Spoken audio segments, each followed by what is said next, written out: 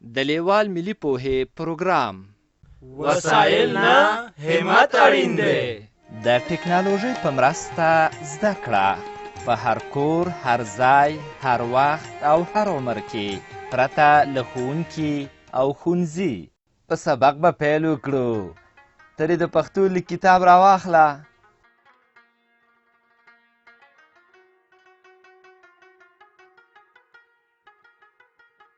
زموږ د نن ورځې سبق دی آ یا الف. آ یا الف د پښتو په تورو کې لومړی توری دی چې د نن ورځې په سبق کې به یې ووایو. د کتاب پاڼه راواړوه. په دغه زرغون رنګي چوکاټ کې دغه په تور رنګ غار د الف توری لیکل شوی دی. دا ګوره، دا هغه شی چې له پورته لږ ښکته ځي. دا راښیي چې الف داسې لیکل کیږي. د الف شکل او نوم الف دې وپېژندل. اوس د الف په غږ خبرې کوو.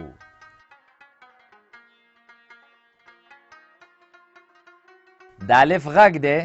ګوره، ا د انار د کلمې په سر کې د لیکل شوي الف غږ دی لکه انار. ته ووایه انار. بیا ووایه انار. د الله جل جلاله د نوم په سر کې هم د آ غږ دی لکه الله. الله لکه انار، لکه انا. ما څو ځله کلمه یاده کړه. کلمه څه ته وایي؟ د څو تورو له یو ځای کېدو نه کلمه جوړیږي لکه انار. شاباس. اوس دې چې د الف غږ پیدا کړ، په دې هم ځان وپوهوه چې د الف توری له نورو تورو سره د تړلو پر وخت پای کې شکل بدلوي. د الف توری په لیکنه کې دوه ډوله راځي. یوازې په خپله. دویم الف په کلمو کې له بل توري سره تړلی لکه د انا او انار په کلمو کې د الف توری راغلی. اوس دا ګوره، الف په کلمه کې څنګه لیکل کیږي. دا ګوره، الله جل جلاله او ترې لاندې انار لیکل شوی دی. دا ګوره، د الله جل جلاله په نوم کې یو ځل او د انار په کلمه کې دوه ځله د الف توری راغلی. د الف هر توری چې په سر کې راغلی په سره رنګ لیکل شوی دی او یو بل الف په خړ رنګ د انار د کلمې په منځ کې راغلی دی. ګوره، دا بل زرغون رنګي چوکاټ کې انار رسم شوی دی. ته پوهیږې چې انار یې ولې رسم کړی دی؟ ته اندېښنه مه کوه، زه به یې درته ووایم. د دې لپاره چې د انار انځور دې په ذهن کې ښه ځای ونیسي او په تورو د انار د کلمې لیکل یاد کړې. د انار کلمه له څلورو تورو جوړه شوې ده. الف، نون، الف، ری توری چې سره یو ځای شي نو انار لوستل کیږي.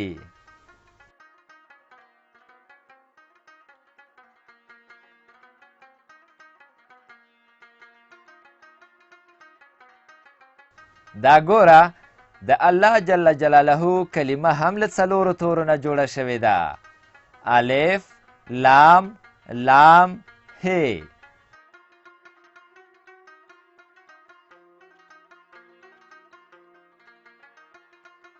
د انار او الله جل جلاله په کلمو کې دې د الف لیکل ولیدل. اوس به د الف د سبق نورو برخو ته راشو. دا سور چوکاټ وینې چې پکې لیکل شوي دي د الف کارونه په جملو کې. ښه نو، ته غواړې چې د جملې په معنا ځان پوه کړې. د جملې په معنا دې پوهوم. ښه، ورته ځیر شه. جمله د یو څو کلمو یو ځای کولو ته وایي. لکه الله جل جلاله یو دی. اوس لاندې دا تور چوکاټ وګوره. په دې تور چوکاټ کې په شنه رنګ لیکل شوې دواړه جملې دي چې په هره کلمه کې د الف کارونه په سره رنګ روښانه شوې. الله جل جلاله یو دی. مونږ د الله جل جلاله بندگان یو. اوس په همدې تور چوکاټ کې په سپین رنګ همدا جملې بیا لیکل شوي دي، خو یو توپیر یا فرق پکې ښکاري. که رښتیا پوه شوي یاست دا فرق ماته وښیه. شاباس، تا په هر هغه الف ګوته کېښوده چې زیړ دی. ګوره دلته 2 ځله د الف توری د کلمې په سر کې لیکل شوی او یو ځل د کلمې په منځ کې ګاف د توري سره یو ځای راغلی دی. اوس نو قلم راواخله او د هر زیړ الف پر سر الف ولیکه چې د الف لیکل دې زده شي. دا کار ځکه کوو چې د دې تور چوکاټ د پاسه په کیڼه خوا کې په زیړ چوکاټ کې درته لیکلي دي د الف د کارونې ځایونه روښانه کړئ. د الف یوازې شکل لیکو. د الف په پای کې شکل لیکو. ډېر ښه، په تور چوکاټ کې کار وشو. اوس راځو شنه چوکاټ ته چې نورې جملې زده کړې. دا انار دی. انار دانې لري. په شنه چوکاټ کې وګوره دلته جملې په تور رنګ او هر الف په سره رنګ راغلی دی. اوس په همدې شنه چوکاټ کې په سپین رنګ همدا جملې بیا لیکل شوي دي. دا ځل دې هم د نښې منځ وویشته. په هر هغه الف د قلم کېښود چې زیړ رنګ لري. دلته هر الف په زیړ رنګ لیکل شوی دی. یو الف د دا د کلمې په آخر کې چې دا کلمه یې جوړه کړې ده. دویم الف د انار د کلمې په سر کې راغلی دی. دریم الف هم د انار د کلمې په منځ کې د نون له توري سره ګډ راغلی دی. څلورم الف بیا د انار په سر کې. پنځم الف د انار د کلمې په منځ کې او شپږم الف د دانې د کلمې په منځ کې راغلی دی. اوله جمله داسې ویل کیږي دا انار دی. دویمه جمله داسې ویل کیږي انار دانې لري. اوس قلم راواخله. دا په سپین او زیړ رنګ چې دا انار دی لیکل شوي پر سر یې ولیکه چې لیکل دې زده شي.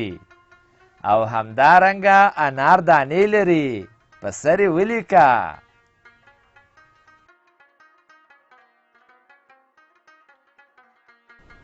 دا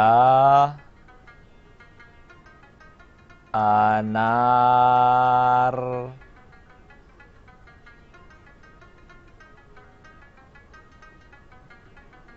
دی.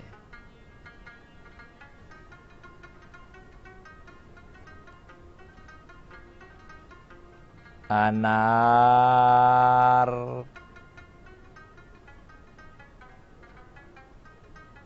دانې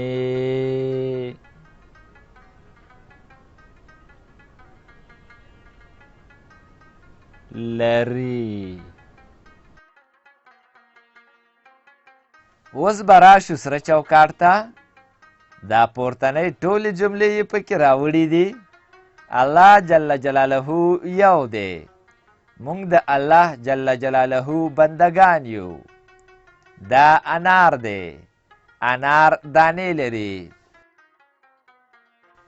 د همدې جملو ترڅنګ یې بیرته همدا جملې لیکلي دي. خو توپیر یې دا دی چې په هر شنه او تور چوکاټ کې هر یو الف په مختلفو رنګونو راغلی دی. خو په دې سره چوکاټ کې ټول توري په سپین رنګ لیکل شوي دي. اوس نو قلم راواخله. د دې سپینو جملو پر سر ولیکه چې لیکل دې زده شي. که زده دې نه وي نو دا سبق له ځان سره بیا بیا واوره.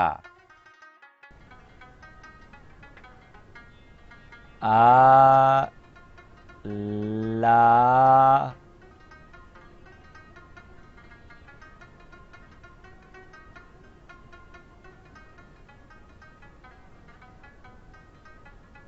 جل جلاله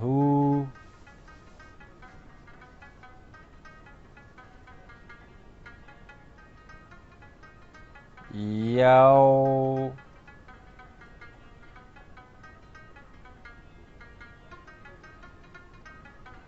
دی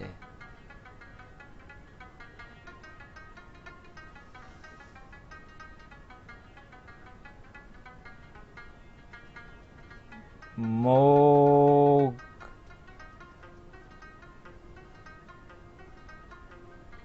د الله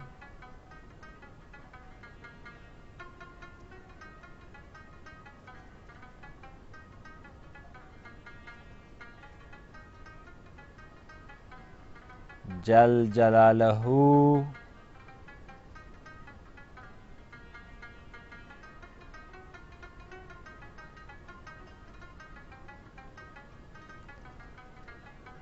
بنده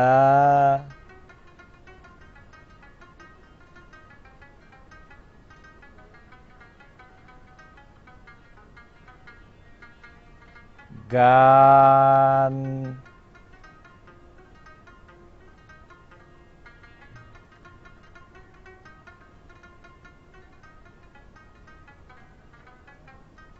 یو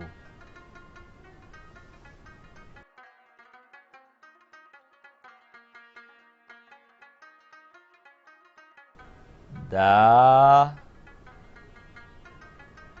انار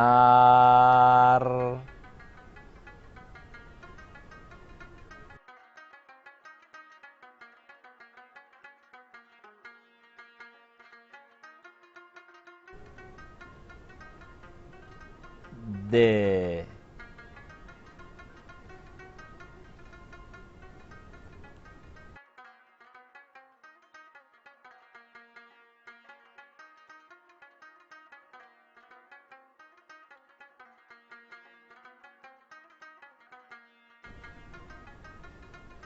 انار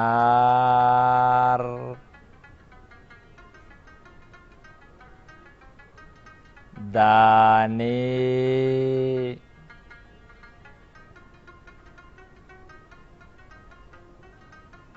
لري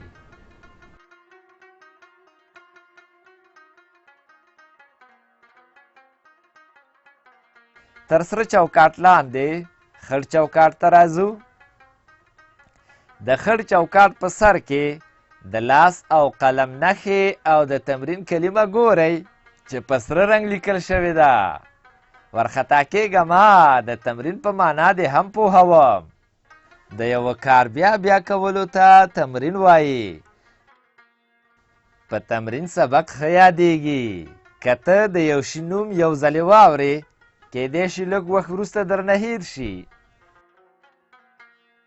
خو که څو ځله یې واورې بیا دې په یاد کې ښه پاتې کیږي اوس چې د تمرین په معنا پوه شوې راځه چې تمرین وکړو تر تمرین لاندې په ټکو ټکو باندې څو ځله د الف توری لیکل شوی دی د دې هر یو الف د پاسه الف ولیکه کله دې چې هر یو الف ولیکه کیڼې خواته ځیر شه څلور جملې په ټکي ټکي لیکل شوي دي د هر یوې جملې د پاسه هم لیکل وکړه چې دا ټولې جملې دې په یاد کې پاتې شي الله جل جلاله یو دی موږ د الله جل جلاله بندگان یو دا انار دی انار دانې لري بیا پام دې خړ چوکاټ کې دوه کرښې ګورې زه پوه شوم چې اوس تکړه شوی یې دلته اوس په شنه کرښه یوازې د الف تمرین وکړه د الف یوازې شکل لیکو او په سره کرښه له بل توري سره د تړلي الف تمرین وکړه د الف په پای کې شکل لیکو په زیړه کرښه الله جل جلاله یو دی ولیکه او په توره کرښه موږ د الله جل جلاله بندگان یو ولیکه د الف یوازې شکل لیکو د الف یوازې شکل لیکو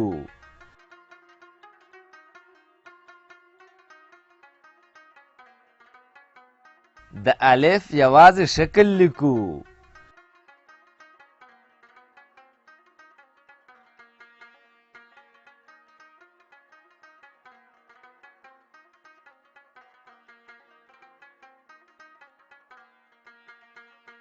د الف په پای کې شکل لیکو.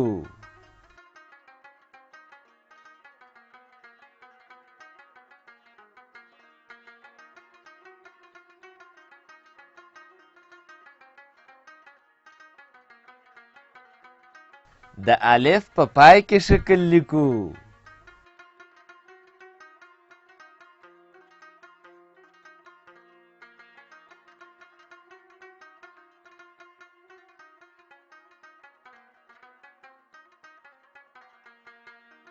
د الف یوازې شکل لیکو.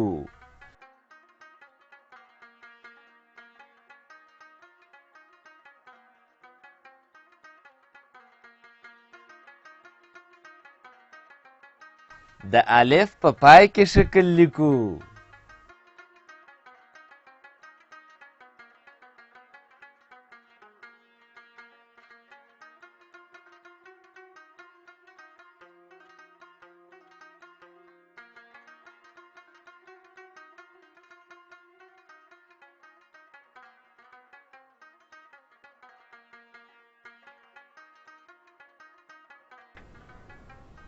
آ لا جل جلاله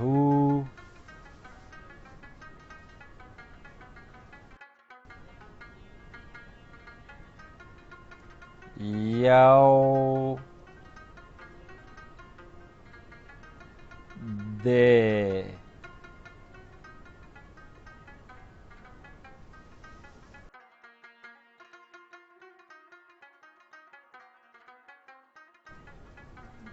موږ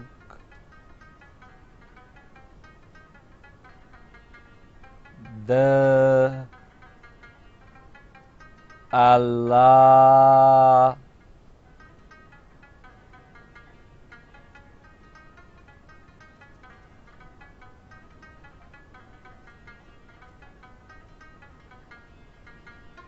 جل جلاله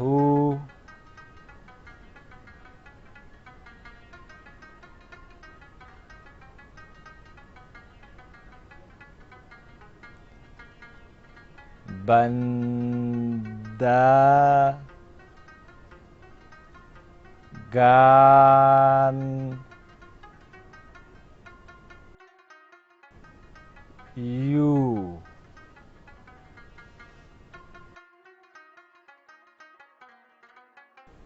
دا انار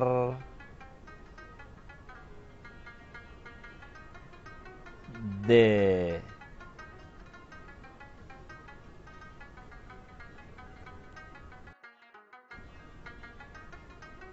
انار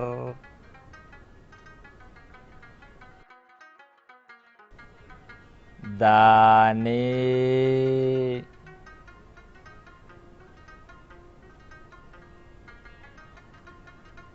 لري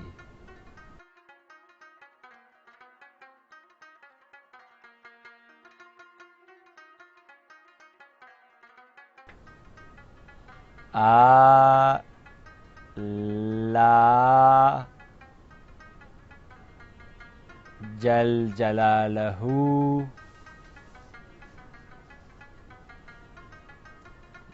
یو دی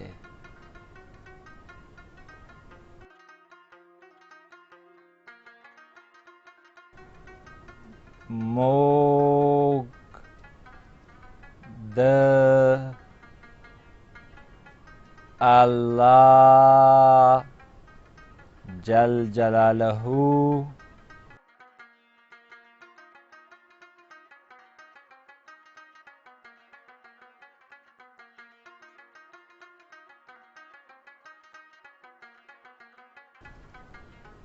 بنده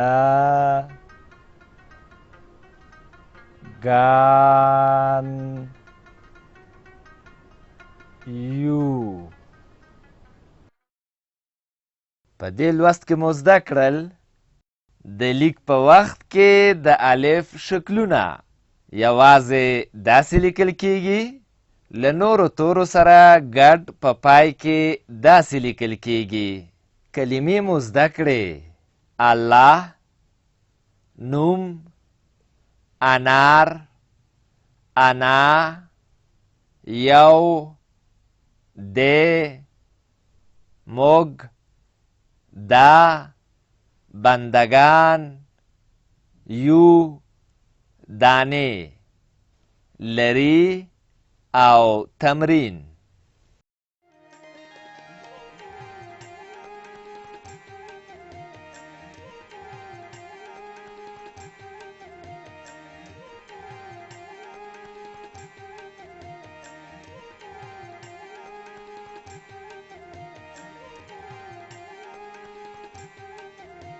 له دې ویډیو سره د لیک کتاب په زده کړه کې ډیره مرسته کوي.